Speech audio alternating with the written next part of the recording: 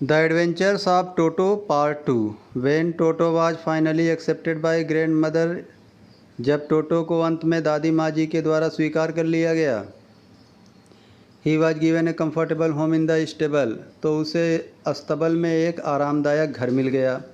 Where he had for a companion the family donkey Nana, जहाँ पर उसके लिए एक दोस्त थी पारिवारिक गधी नाना, यानी वहाँ पर एक गधी थी जिसका नाम नाना था।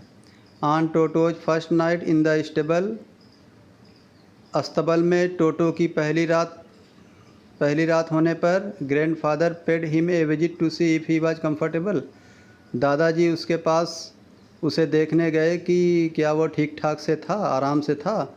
To his surprise he found Nana without apparent cause pulling at her halter, उनके आश्चर्य का ठिकाना नहीं रहा, या दादाजी के आश्चर्य का ठिकाना नहीं रहा। उन्होंने देखा या उन्होंने पाया कि बिना किसी कारण के जो नाना थी या जो गधी थी अपनी लगाम को खींच रही थी। And trying to keep her head as far as possible from bundle of hay, और अपने सिर को जो भूसे का एक बंडल रखा था उससे दूर करने का प्रयास कर रही थी। ग्रैंडफादर गेव नाना ए स्लैप अक्रॉस हर हांचेस, दादाजी ने नाना के पीठ पर जोर से एक हाथ मारा। And she jagged back dragging Toto with her, और वह झटका देकर पीछे आई, टोटो को भी अपने साथ घसीट लाई। He had fastened on to her long ears with his sharp little teeth, उसने उसके लंबे कानों को अपने तेज छोटे दांतों से कसकर पकड़ रखा था। यानी टोटो बंदर ने नाना के कान को, गधी के कान को कस के पकड़कर लटका हुआ था, ये समझ लीजिए। Toto and Nana never became friends, Toto और नाना कभी मित्र नहीं बन पाए।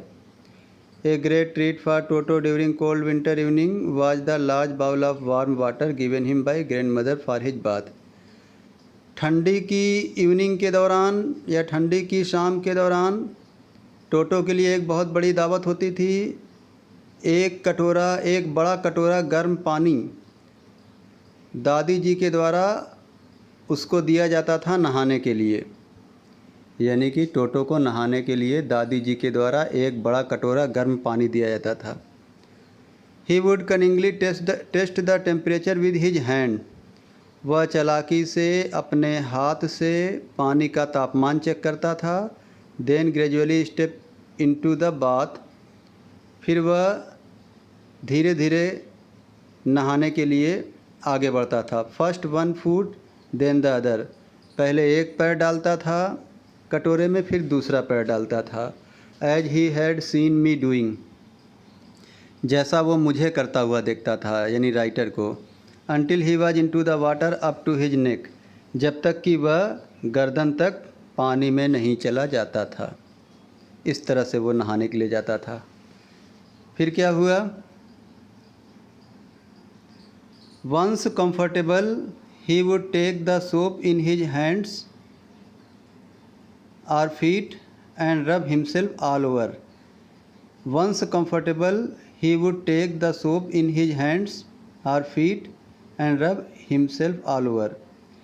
एक बार कंफर्टेबल होकर, एक बार आराम से वह साबुन लेता था अपने हाथ में या पैर में और अपने पूरी बॉडी पर रगड़ कर लगाता था साबुन को। When the water became cold, जब पानी ठंडा हो जाता था, he would get out and run as quickly as he could to the kitchen fire in order to dry himself.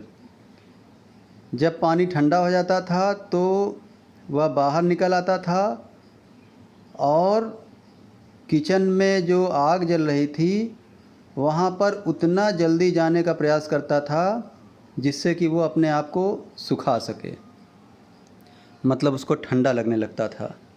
If anyone laughed at him during this performance, यदि ये काम करते हुए अगर कोई उसके ऊपर हंस देता था, Toto's feelings would be hurt, तो टोटो की फीलिंग को चोट पहुंचती थी, मतलब उसे भी बुरा लगता था। And he would refuse to go on with his bath, और फिर वो नहाने जाने से मना कर देता था। One day Toto nearly succeeded in boiling himself alive. एक दिन की बात है, टोटो अपने आप को जिंदा उबाल लेने में सफल हो जाता. A large kitchen kettle had been left on the fire to boil for tea, and Toto, finding himself with nothing better to do, decided to remove the lid. एक बड़ी सी किचन वाली केतली आग के ऊपर रखी हुई थी चाय का पानी गर्म होने के लिए, और टोटो को कुछ भी करने के लिए अच्छा समझ में नहीं आ रहा था. उसने फैसला किया कि वो केतली का ढक्कन हटा देगा. Finding the water just warm enough for a bath. केतली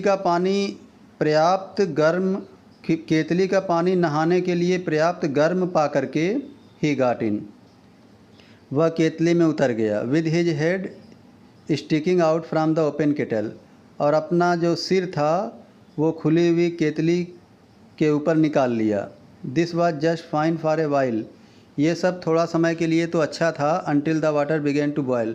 जब तक कि पानी उबलने न लगे. Toto then raised himself a little. तब टोटो अपने आप को थोड़ा ऊपर उठा लेता था. But finding it cold outside. लेकिन बाहर ठंडी पा करके सैट डाउन अगेन. दोबारा बैठ जाता था. He continued hopping up and down for some time until grandmother arrived and hauled him half boiled out of the kettle.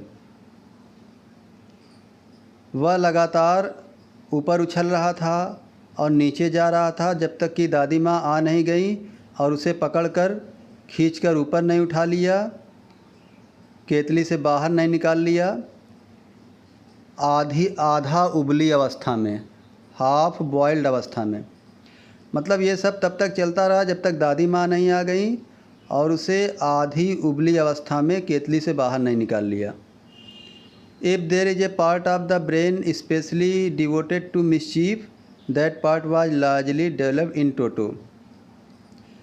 Writer कहते हैं कि अगर ब्रेन का एक हिस्सा ख़ास तौर से शरारत करने के लिए बना हुआ था तो वो हिस्सा विशेष रूप से टोटो के अंदर डेवलप हो रहा था. टोटो बंदर के अंदर डेवलप हो रहा था. He was always tearing things to pieces. वह हमेशा चीज़ों को टुकड़ों टुकड़ों में चीर फाड़ देता था. Whenever one of my aunts came near him. जब भी मेरी एक चाची उसके करीब आती थी. He made every effort to get hold of her dress and tear a hole in it. वह उनका ड्रेस पकड़ने का हर एक प्रयास करता था और उसमें चीर कर एक छेद बना देता था. One day at lunch time. एक दिन लंच का समय पर a large dish of pulao stood in the centre of the dining table. Dining table के बीच में एक बड़ी सी पुलाव की डिश रखी हुई थी, यानी पुलाव का जो बर्तन रखा हुआ था जिसमें पुलाव होता है. We entered the room to find Toto stuffing himself with rice. हम जब रूम में प्रवेश किए हमने टोटो को स्वयं चावल खाते हुए देखा. My grandmother screamed. मेरी दादी माँ चीखने लगी. And Toto threw a plate at her. और टोटो ने उनकी तरफ एक प्लेट फेंक दिया. One of my aunts rushed forward. मेरी एक चाची दौड़कर आगे बढ़ी. And received a glass of water in the face. और बदले में उनके चेहरे पर एक ग्लास ऑफ वाटर, यानी कि जो एक गिलास रखा हुआ था पानी का, वो उनके चेहरे पर आ लगा. यानी कि टोटो को गुस्सा भी आता था, यानी कोई उसे डांटे ना. ठीक है. चाची दौड़ कर गई तो उनके ऊपर एक गिलास फेंक दिया. When grandfather arrived. जब दादाजी आए. Toto picked up the dish of pulao. टोटो ने पुलाव का वो बर्तन उठा लिया. And made his exit through a window. और वो एक खिड़की से निकल लिया या एक खिड़की से वहाँ से भाग लिया. We found him in the branches of the jackfruit tree. हमने टोटो को कटहल के पेड़ की शाखा पर देखा. The dish still in his arms. और वो पुलाव का डिश अभी भी उसके हाथों में था, बाहों में था. He remained there all afternoon eating slowly through the rice determined on finishing every grain. वह दोपहर बाद तक वहीं रहा, धीरे धीरे जो है वो चावल को खा रहा था और वो इरादा किया था कि एक एक ग्रेन खा लेगा, यानी चावल का एक एक दाना खा लेगा।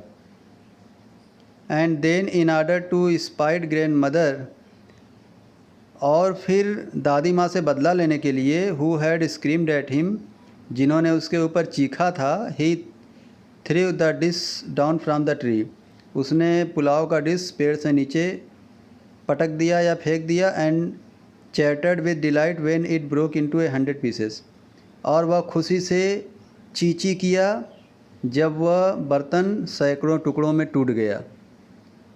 Obviously Toto was not the sort of pet we could keep for long, स्पष्ट रूप से टोटो एक ऐसे प्रकार का पालतू जानवर नहीं था जिसे हम लंबे समय तक रख सकते थे।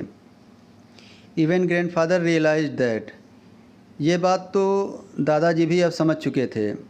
We were not well to do and could not afford the frequent loss of dishes, clothes, curtains and wallpapers, हम लोग अच्छे से कुछ नहीं कर पा रहे थे, और हम लोग जो हम लोगों का बर्तन का, कपड़ों का, पर्दों का और वॉलपेपर का जो नुकसान हुआ था उसकी भरपाई करने में भी हम लोग सक्षम नहीं हो पा रहे थे।